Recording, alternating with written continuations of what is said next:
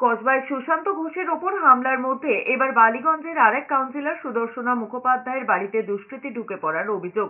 CCTV ফুটেজে ধরা পড়েছে সেই ছবি। কী কারণে ওই ব্যক্তি এসেছিলেন তা স্পষ্ট নয়।